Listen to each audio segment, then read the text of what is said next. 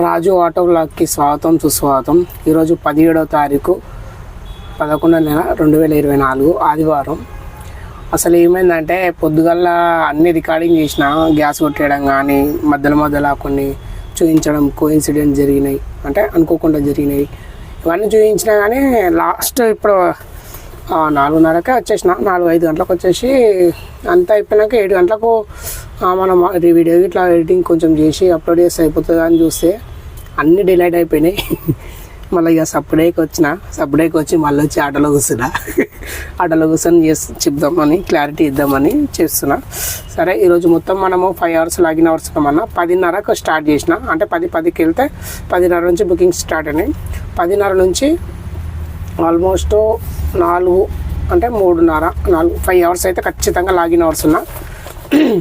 71 kilometres తిరిగిన, 930 రూపాయలు చేసిన. ప్లాట్ఫామ్ ఛార్జెస్ ఇంకేం తీయలేదు, మీకు క్యాలిక్యులేట్ చేసి ఇట్లా చూపిస్తా. ప్లాట్ఫామ్ ఛార్జెస్ మళ్ళీ మన గ్యాస్ వచ్చేసి 276 రూపాయలు పట్టింది. మనం 280 రూపాయలు కొట్టినాము. అంటే ఇంత ఉంది, ఒక ఎంత 3 పాయింట్స్ ఉందనా, గ్యాస్ 3 పాయింట్స్ ఉంది. ఇంకొకటి ఏంటంటే దగ్గర నెల 15 రోజుల నెల 20 రోజుల నుంచి వెయిట్ చేస్తున్నాం. అంటే రేపు 18th 18 తారీఖు ఎప్పుడు వస్తుందని. ఎందుకంటే తిరుపతి పోతున్నాము. అంటే నెల 15 రోజుల ముందు నుంచే బుకింగ్ అయిపోయినాయి. ఏం చేస్తామంటే 2-3 నెలలు కాగానే ఖచ్చితంగా తిరుపతి కన్నా శ్రీశైలం అన్న పెద్ద టూర్స్ పోవడం నాకు అలవాటు.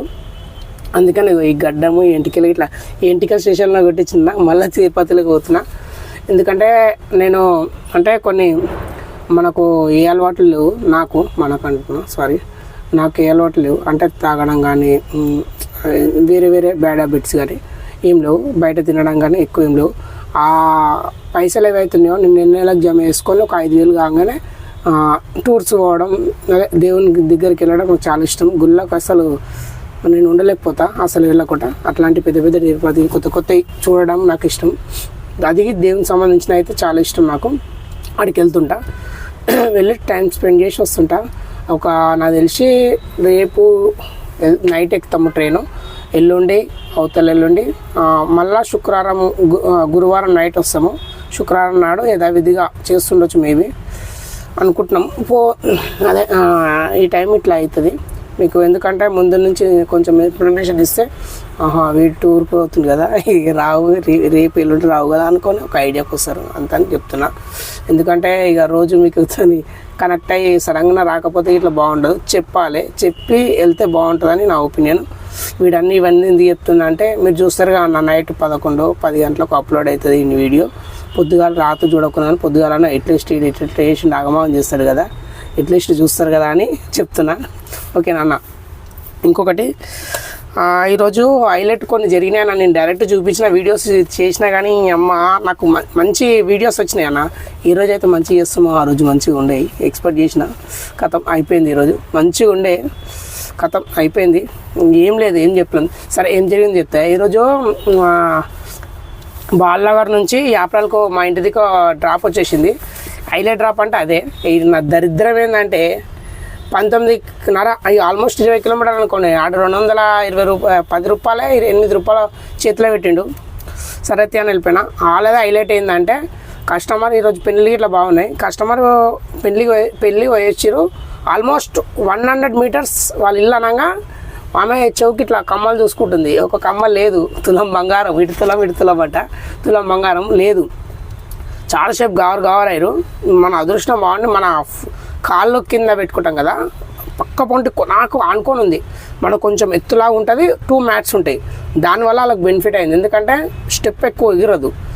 దానివల్ల నాకుంది. అది ఇప్పుడు పడిపోయింది. దిమ్మ అయితే పడిపోయింది తెలియదు. ఆ కమ్మ అట్లా పడిపోయింది. దిగంగా చూసుకోరు, మొత్తం దులుపుకోరు. మళ్ళీ సీట్లు లేవట్టిరు. సరే, నేను లేవడుతుంది మేడం, మీకు ఎందుకు టెన్షన్ అని. సీట్లు లేవట్టిన అది లేవట్టిన దిమ్మ అయితే దొరకలేదు. మేడం తులం బంగారం దొరికింది కదా దిమ్మ అంటే, దిమ్మ ఇట్లా దొరకదు కదా బాబు అంటే, మీకు అది దొరకడానికి ఇట్లా లక్కే మేడం. రన్నింగ్లా పడిపోతే మీరు ఇంకా ఆమె నాకు కూర్చుంది అన్న. 3 నెంబర్స్ కొంచెం లా ఉన్నారు, కొనాకు కూర్చుంది ఆమె పాపం. ఆమె అదృష్టం ఎంత బాగుందంటే అంత బాగుంది. తులం ఎంత 80,000 దాకా అయింది. ఆ 80,000 మాలో పాపం రోడ్డు మీద దొరుకుతాయి, ఎవరికొకరు దొరుకుతుంది, కామన్ అది. కానీ ఈమె అదృష్టం బాగుండి మన ఆటోలో పడ్డది. మన ఆటో అదృష్టం, ఎందుకంటే పాపం ఒక 80,000 దాకా కాపాడిందంటే గ్రేటే కదా మన ఆటో.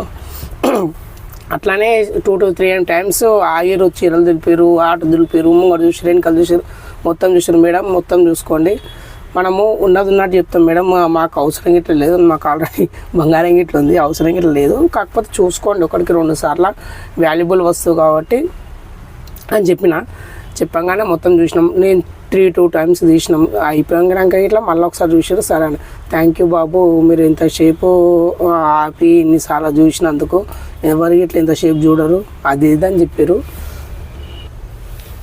ఇంతసేపు చెక్ చేయరు, ఆగరు, ఒకసారి 2 times చూస్తారు. నువ్వు ఓపికతో 4-5 సార్లు చూసినావు అంటే దానికి ఏం పర్లేదు మేడం, మీ వాల్యుబుల్ వస్తువు నా ఆటోలో పడ్డది, మేబీ నాకు తెలియకుండా ఇట్లా పడిపోయినా కానీ నా మీదకి వస్తుంది కదా మేడం, చూసుకోండి తప్పలేదు అన్నారు. థ్యాంక్ యూ అమ్మ, థ్యాంక్ యూ సో మచ్ అని 208 రూపాయలే. ఎక్కువ ఇట్లా మనం ఎక్స్పెక్ట్ ఏం చేయం కానీ 208 రూపాయలు ఆ ఊబర్ అని తిట్టాలి మనం. ఏం చేస్తాం ఇక, అటుకెంచి ఇటు రావాలంటే ఉట్టే ఖాళీ వస్తే ఇక అది గిట్ట రాదని 10 రూపాయలు నా జీవితంలో ఎప్పుడు చేయాలి అనుకుంటా. 10 రూపాయలు వచ్చింది. ఇక సరే అని ఇక ఇట్లానే ఇంటికి రావాలనుకున్నా. గ్యాస్ కొట్టించుకుని అటుకెంచి బాలనగర్లో, ఎగ్జాక్ట్ బాలనగర్ దిగంగానే, ఫ్లైఓవర్ దిగంగానే లెఫ్ట్ సైడ్లో HP పంపు మనం పోగానే దొరికింది గ్యాస్, ఆడ కొట్టించేసుకున్నా. అంతకన్నా ముందు మన పర్సనల్ బుకింగ్ ఇదే తెలిసిన వాళ్ళు కాదు కానీ ర్యాపిడోలో బుకింగ్ అయిపోయింది. మళ్ళీ బుకింగ్ ఇటుకి వస్తావమ్మా అంటే దాంట్లో 16 కిలోమీటర్లు చూపించింది. 320 రూపాయలు ఇస్తామన్నారు. సరే మనకు రీజనబులే కదా 16 రూపాయలు అనేది, అదే 16 కిలోమీటర్లు 320 రూపాయలు అనేది రీజనబుల్ కావాలంటే కొంచెం దూరం వెళ్ళినాక మ్యాపు షార్ట్కట్లో కాకుండా డైరెక్ట్ చూపిస్తుంది. ఎంత మరి ఘోరం ఇది అయితే. 21 కిలోమీటర్లు అంటే సాకెట్ ఐడియా ఉందా, దమ్మగూడ సాకెట్ నుంచి డైరెక్ట్ మాసప్ ట్యాంక్కి వెళ్ళినాము. ఆడ కొంచెము ఎర్రగడ్డ ఫ్లైఓవర్ నుంచి యూటర్న్ వేసుకుంటే లెఫ్ట్ సైడ్ ఒక ఫంక్షన్ ఉంది, నవాబా ఏదో ఫంక్షన్, ఆడిపోయినా దగ్గర 20 కిలోమీటర్లు వచ్చింది. సరే అయితే ఇక ఏమవుతుంది అని ఇక 20 కిలోమీటర్లు 320 రూపాయలు ఇమ్మన్నా, 320 రూపాయలు ఇచ్చేసారు.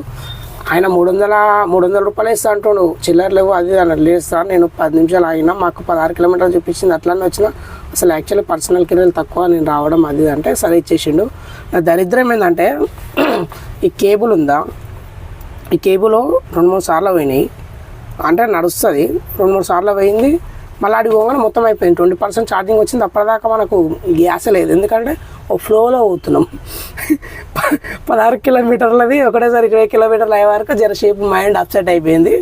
దానివల్ల అట్లా వెళ్ళిపోయింది. ఆడికి అయిపోగానే ఛార్జింగ్ అయిపోయిందని చూసిన, ఇక ఇట్లా ఖరాబ్ అయిందని రోడ్ సైడ్ 49 రూపీస్ ఏమో పెడతారు కదా, ఇక ఛార్జింగ్ 1 డే సిపిని కొన్నా.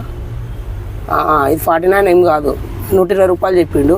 నేను కనబడతా కదా మంచిగా, చెవిలో పులు పెడదామని. సరే ఇక 80 రూపాయలు మనకు యూస్ కావాలి కదా అని 80 రూపాయలు ఆడికించి బంద్ చేసుకొని వస్తే ఇట్లా వేస్ట్ అని 80 రూపాయలు ఇచ్చి కొన్నా. ఆడికించి కొంచెం దూరం పోగానే మనం గ్యాస్ కొట్టించిన తర్వాత ఈ కమ్మది అదే వీళ్ళది కస్టమర్లది వచ్చింది, డైరెక్ట్ వచ్చేసిన. ఏమడుగుతున్నారు అంటే నిన్న వీడియో పెట్టిన దానికి, అన్నా డీజిల్ బండ్ ఒకటే ఆపుతురా లేకపోతే సిఎన్జి ఆపుతురు, ఎల్పిజి ఆపుతురా అని అడుగుతురు.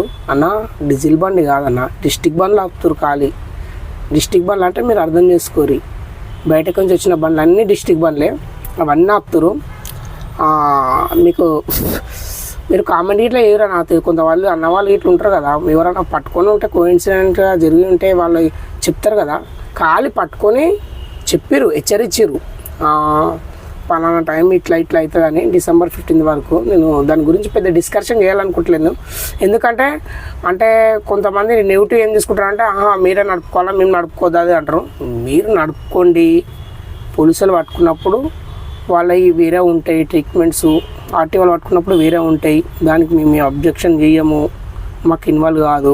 రూపాయి ఇస్తే మీరే పెట్టుకుంటారు, రూపాయి తీసుకున్నా మీరే తీసుకుంటారు. కాకపోతే ఏంటంటే ఒక మన ప్లాట్ఫామ్ ఉంది కదా, చెప్తే అన్న వాళ్ళు ఇట్లా ఉంటారు కదా, చూసుకుంటారని చెప్తున్నా, అంతే, ఏం లేదు. ఇక్కడ మీరు నడపొద్దు కానీ నడుపుమని కానీ నేను ఎంకరేజ్మెంట్ చేయను, డిస్కరేజ్మెంట్ చేయను. ఎందుకంటే పైనుంచి వాళ్ళకి ఆర్డర్లు వస్తే వాళ్ళ ఆర్డర్ల ప్రకారం మనకు ఒక ఛాన్సులు ఇస్తారు, 2-3 ఛాన్సులు ఇస్తారు. అది వినకుండా గుడ్డిగా నడిపితే మాత్రం తగిన చర్యలు, కఠినమైన చర్యలు తీసుకుంటారు. మనం దానికి తర్వాత బాధపడాల్సి వస్తుంది. సీజ్ చేస్తే బండి 20,000-30,000 కట్టి ఇడిపించుకోవాల్సి వస్తుంది. ఒక్కొక్కసారి ఇయ్యరు బండ్లు అయితే, అస్సలు ఇయ్యరు. మీరు అనుకోకండి, వాళ్ళు తెలిసిన వీళ్ళు తెలిసిన ఎవరు తెలిసినా వాళ్ళు వినరు. ఎందుకంటే మనకు ఛాన్సులు ఇచ్చారు కాబట్టి తప్పదు. ఓకేనా. అంటే సిఎన్జి బండి ఏం కాదు, ఎల్పిజి బండి ఏం కాదు అని మనకు ఏం చేస్తారంటే షోరూమ్ వాళ్ళు ఉంటారు కదా, డిస్ట్రిక్ట్ వాళ్ళు నడుపురన్న అది అంటారు. వానికి ఏం కావాలి, సేల్ కావాలి. ఓకేనా. మనకు ఒకరికి 2 సార్లు మనం ఒళ్ళు దగ్గర పెట్టుకొని జాగ్రత్తగా చేసుకోండి. మీరు చేసిన రోజులు చేసుకోండి, కానీ హెచ్చరిక అయితే ఇచ్చారన్న, ఆపి మరి ఇచ్చారు. కోంపల్లిలా ఎవరైనా అడగండి, 20 బండ్లు డిస్ట్రిక్ట్ బండ్లు ఆపారు, డీజిల్ బండ్లు అన్ని బండ్లు ఆపారు. LPG, CNG. నేను నిన్న డీజిల్ అని ఒత్తిపెట్టే వరకు అందరు డీజిల్ అంటారు. డీజిల్, సిఎన్జి, ఎల్పిజి ఎవరైనా అడగండి. కోంపల్లి పోయే రూట్లో పలానా టైం నాకు ఇట్లా ఎగ్జాక్ట్గా తెలియదు కానీ చెప్పారు నాకు అన్న వాళ్ళకి ఇట్లా. ఓకేనా. సరే, ఈ వీడియోకి ఇట్లా ఎక్కువ లెంత్ అయిపోతుంది, ఇప్పటికే చాలా లేట్ అయింది. ఓకేనా. మీకు ఏంటంటే కరెక్ట్ చూపిస్తే వ్యూ పాయింట్ బాగుంటుంది అన్నట్టు నేను పొద్దుగాల నుంచి జర అన్నీ చేసినా కానీ నా టైము మంచిగా ఉందనుకోండి. ఈ వీడియోలు రాలేవు. జర రియాలిటీ చూపిస్తే అందరూ జర జెన్యున్గా అనుకుంటారు. నన్ను జెన్యున్గా నమ్మాలంటే కొంచెం రియాలిటీగా మీకు చూపిస్తే ఆహా ఓకే ఓకే అన్నట్టు ఉంటారు. నేను నోట్ మాటతో చెప్తుంటే మీరు నమ్ముతారో నమ్మారో ఇట్లా నాకు డౌటే. అందుకనే నేను మ్యాక్సిమం రియాలిటీలో చూపిస్తాను. నేను మాట్లాడడానికి ఇట్లా తక్కువ ఉంటుంది, ఎందుకంటే ఎక్కువ చూపా. నాకు ఏదైనా వీడియో మీకు 6-7 నిమిషాల కన్నా బోరింగ్ ఉండొద్దని అంతే దాంట్లో కట్ చేస్తా. ఇప్పుడు జర లెంత్ అయిపోయింది, మీరు చూడండి. ఓకేనా. మనము తిరుపతి రేపు కొంచెం మధ్యాహ్నం వరకు చేస్తా, అది ఇట్లా అప్లోడ్ చేస్తా. తిరుపతి వేది ఇట్లా కొన్ని చేస్తుంటా, కానీ ఒకటేసారి వీడియో పెట్టేస్తుంది. సరేనా. ఓకే, ఇంతవరకు మీరు చూసిన వాళ్ళు లైక్ కొట్టండి. కొత్త వాళ్ళు ఉంటే సబ్స్క్రైబ్ చేసుకోండి, చేసుకున్న వాళ్ళు లైక్ కొట్టండి. నాకు లైక్ కొట్టడం వల్ల మీరు బూస్టప్ ఇచ్చిన వాళ్ళు అవుతారు. ఓకేనా. బూస్టప్ ఇస్తే నాకు ఎంకరేజ్మెంట్ లాగా ఉంటుంది. నేను కొంచెం మంచిగా చేయడానికి ఏంటంటే చేయడానికి జర నాకు మోటివేషన్ లాగా అయిపోతుంది. 4:30కే తిని అనుకొని చూసే వరకు ఇప్పుడు లేచిన మామూలుగా 6 o'clock లేచేసిన. ఎందుకు లేచిన అంటే రేపు పోతాం కదా, కొంచెం ఫ్యామిలీతో స్పెండ్ చేద్దామని. మ్యాక్సిమం 99% ఫ్యామిలీతోనే స్పెండ్ చేస్తాను. రేపు పోతాం కదా, ఈరోజు ఉందాం అన్నట్టు 1000 రూపాయలు తీసుకున్నాం చాలు, ఇంకెందుకు చేద్దామని. ఇక పోయేటప్పుడు ఎందుకు తీయాలని రేపు నైట్ ఇట్లా ఉండదు కదా, అందుకనే ఈరోజు నైట్ వీళ్ళతో ఉన్నా సరిపోతుందని. ఓకేనా. సరే బాయ్. ఈ వీడియో ఎక్కువ లెంత్ అవుతుంది, మీరు కొంచెము కామెంట్ చేయండి. మీకు వీడియో లెంత్ కావాలన్నా షార్ట్ కావాలన్నా మీకు మ్యాటర్ సరిపోతుందా అది కామెంట్ చేసేయండి. నేను దాన్ని బట్టి నేను ఏ రకం వీడియోలు తీయాలో చేస్తా. ఓకేనా. ఏ రకం అంటే దాంట్లో ఉన్న మ్యాటర్ తీస్తాను. నా పర్సనల్గా నా ఒపీనియన్గా నేను ఏది ఏది చెయ్య. ఓకేనా. సరే, good night, bye and see dreams. Direct Uber చూద్దాం. ఊబర్లో 2 డ్రాపులు చేసిన, ఖాళీ 246 అయింది. అంటే ప్లాట్ఫామ్ ఛార్జ్తో తీసేసి 261 అయింది. 261లో ప్లాట్ఫామ్ ఛార్జ్ ఇస్తే 246.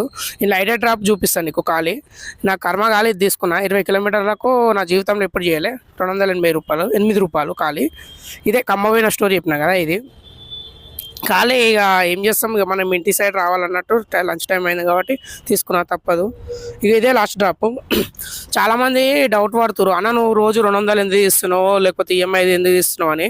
అన్న నీకు మామూలు అయితే జనరల్ సర్వీస్ 1000 రూపాయలు అవుతుంది కానీ అంటే అన్న ఖాళీ మనము ఈఎంఐది లేకపోతే జనరల్ సర్వీస్ చేయించినప్పుడు నార్మల్ అవుతుందన్న.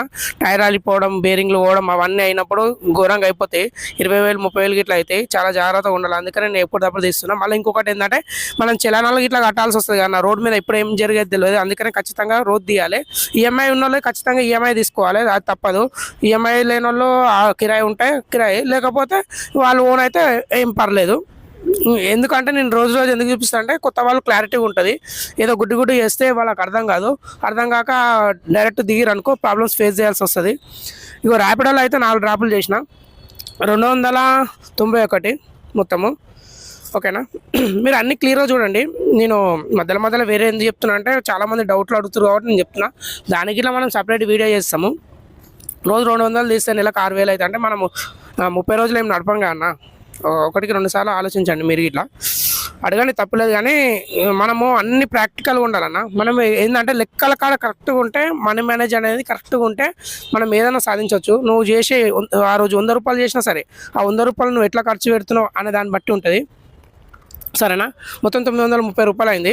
మనం బయటతో 321 రూపాయలు చేసినాం కదా. దీంట్లో ప్లాట్ఫామ్ ఛార్జ్ తీసేద్దాము.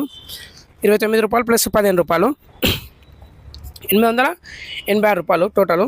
దీంట్లో గ్యాసు మనకి ఏ రోజుకి ఆ రోజు తీసేస్తాం కాబట్టి 280 రూపాయలు 660. దీంట్లో ఈఎంఐ ఉన్న వాళ్ళు ఫస్ట్ మనం మెయింటెనెన్స్ ఇద్దాం, 100 రూపాయలు తీద్దాం. మీరు సగమే చేసినాం కాబట్టి దీంట్లో ఈఎంఐ ఆటో రెంట్ ఉన్న వాళ్ళు తీసేసుకుంటే మీకు అర్థమైపోతుంది. మనము ఎంత సంపాదించమని కాదన్న, మనీ ఎట్లా మేనేజ్ చేస్తున్నాం అనేది మెయిన్ ఇంపార్టెంట్. నువ్వు 50 రూపాయలు చేయి, ఆ రోజు 50 రూపాయలు ఎట్లా ఖర్చు పెట్టినది దాని మీద డిపెండ్ అయి ఉంటుంది. ఓకేనా. 1-2 సార్లు మీరు ఆలోచించుకోండి. మేనేజ్మెంట్ అనేది